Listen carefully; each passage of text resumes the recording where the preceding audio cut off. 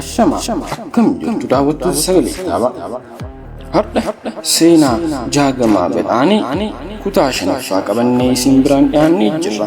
Amma xumura qophii keenyaatti nu faana turaan affeerraa keenya.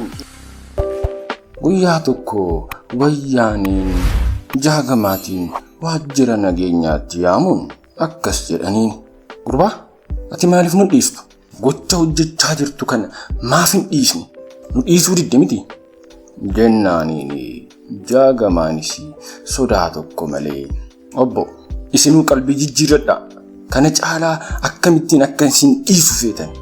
Isin dhiisuun lama waan garaan keessan fedhu raawwattan, na hiitan, na reebdan. Kana caalaa maal akka isin dhiisu feetu? Ani umrii daa'imummaa kootti qalbii koo kan hawwatan waan lama turan, Oromoo Liberation Frontii fi OPDO'dha. Amma garuu isin diina kooti. Saba koo ajjeestan, amma OLFtu miira koo weeraree jira jedhee tuffii isaaniif qabu itti agarsiise. Achi poolisichitti dubbachaa jiru aariidhaan, hin dhiistu jechuudha? Egaa siif salphaadha, rasaasa tokkotu si gaha jechuun itti dhaadate.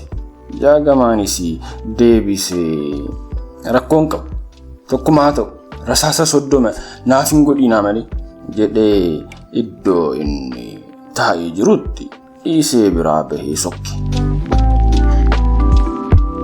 Egaa guyyaa eeggatanii guyyaan fafa, guyyaan hir'uun, guyyaan abaarsa, guyyaan dhiiga gootaa yoo dhugde malee hin boqonne geesse. Jaagamaa gooticha dargaggeessa barataa Oromoo kennuuf dhufte maal qaba osoo guyyaan sun hin dhalanne ta'e yookiin jaagamaan manaa hin baane ta'e jedhaniis uummanni Amboo hidhii isaanii xuxxuxachaa dubbatu. Onkoloolessa 1998 guyyaa keessa sa'aatii 6 mana barumsaa Amboo sadarkaa lammaffaarratti barattoonni osoo daree jiran duubaan dhagaan darbatan. Barattoonni muraasni bahanii jiru. Barsiisaan shuunii faa barsiisu dareedhaa dafee bahuu dide. Duulli fincila diddaa gabrummaa kun har'a sa'aatii kana eegalee ture. Jaagamaan Abbabach Laggasaatiin, "Shumiinoo?" jedheeni. Shumiin daree jira. Kanumaan barattoonni weeraranii fooricaa iyyaa ba'an. Jaagamaanis guyyaa barattoota barsiisaa oolee harka isaa daaraa boronqii uffateen barattootuma waliin bahe. Karra mana barumsaa fuuldura yoo gahan poolisiin tokko qawwee laphee isaa irratti fannifatee dhaabbataa ture. Jaagamaa yoo argu, "Jaagamaan tanu qum!" jedheen.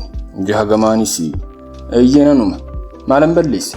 jedhee daftara isaa laphee irratti qabatee dhaabbate. Kana booda poolisichi cal'isee rasaasa morma isaatti dhukaasee kuffise.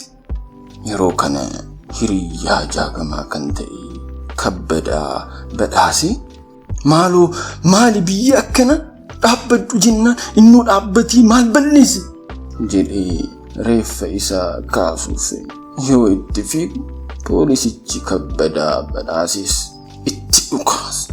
Barattoota Oromoo qabsaa'ota lafaa dhufan lama wal biratti kuffise. Imimmaan miti, gubaa miti, godaannisa guddaa tokkotu madaan xaxamee dabalate.